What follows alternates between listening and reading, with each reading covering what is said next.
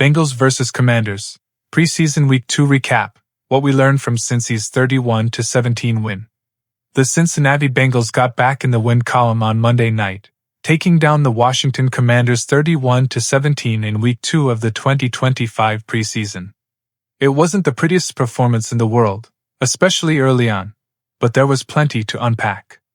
From Joe Burrow's shaky but ultimately productive night, to Jayden Daniels flashing his superstar potential, to an unexpected receiver stepping up big for Cincinnati, here's what stood out. 1. Burrow survives, but it wasn't smooth sailing. Let's start with the obvious. All eyes are always on Joe Burrow, and for good reason. The Bengals live and die by their franchise quarterback, and every snap he takes in the preseason feels like it carries extra weight. The goal is simple: get to Week 1 healthy and sharp. Burrow checked one of those boxes. He walked off the field in one piece, but his night wasn't exactly a confidence booster. Burrow led 3 drives, producing 2 touchdowns, but it felt like he had to survive rather than thrive. He took a pair of ugly sacks, including a massive 17-yard loss where he scrambled backward like it was Madden gone wrong, and later was hammered for a 14-yard sack that also caused a fumble. Thankfully, Ted Karras jumped on it. He finished the night 9 of 14 for 62 yards and a short TD to Charlie Jones. It wasn't crisp, it wasn't clean, and it definitely wasn't the fireworks show fans saw in the preseason opener when Burrow carved up the Eagles, 9 of 10, 123 yards, 2 TDs. But preseason isn't about looking pretty, it's about getting live reps, building timing, and avoiding disaster. Burrow left the game healthy, and that's the biggest win. Still, if we're nitpicking, the offensive line issues and lack of rhythm are worth watching as the regular season creeps closer. 2. Jayden Daniels, 1 drive, big vibes. Washington fans didn't get a lot of Jayden Daniels, but what they did see was pure electricity.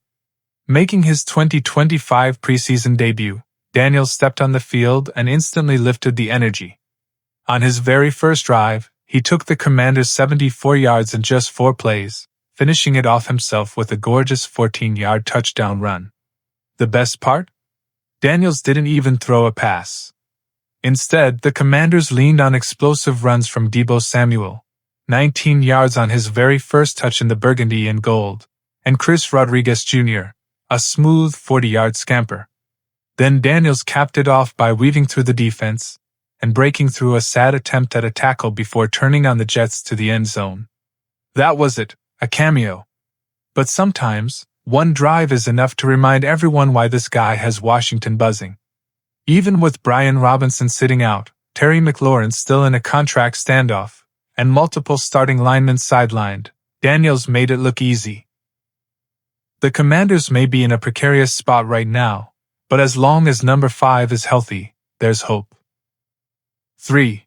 Mitchell Tinsley has himself a night. File this under surprise of the evening. Cincinnati's wide receiver room is already stacked with Ja'Marr Chase, T. Higgins, Andre Iosivas, and Charlie Jones, but on Monday, it was Mitchell Tinsley stealing the show. The second-year wideout, who went undrafted and spent time with Washington last season, returned to face his old squad and absolutely cooked.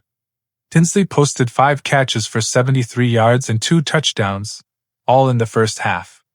And these weren't cheap scores either. His first TD was a 13-yard beauty where he spun back to the outside and high-pointed the ball perfectly. His second? Even better.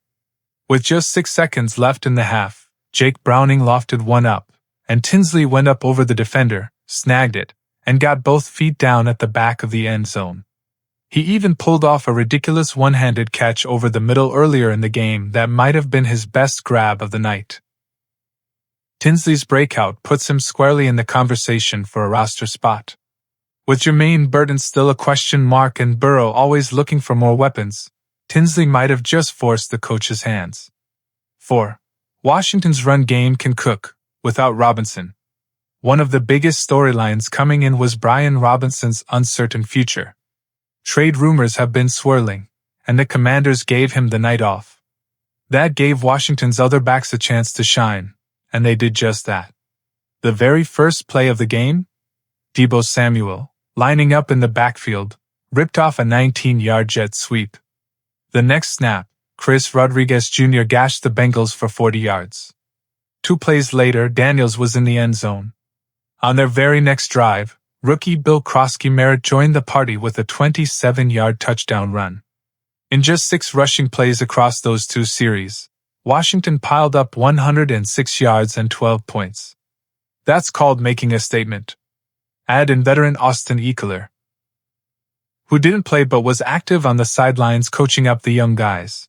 And it's clear Washington has depth and versatility in the backfield. If Robinson does get shipped out, the Commanders might actually be just fine.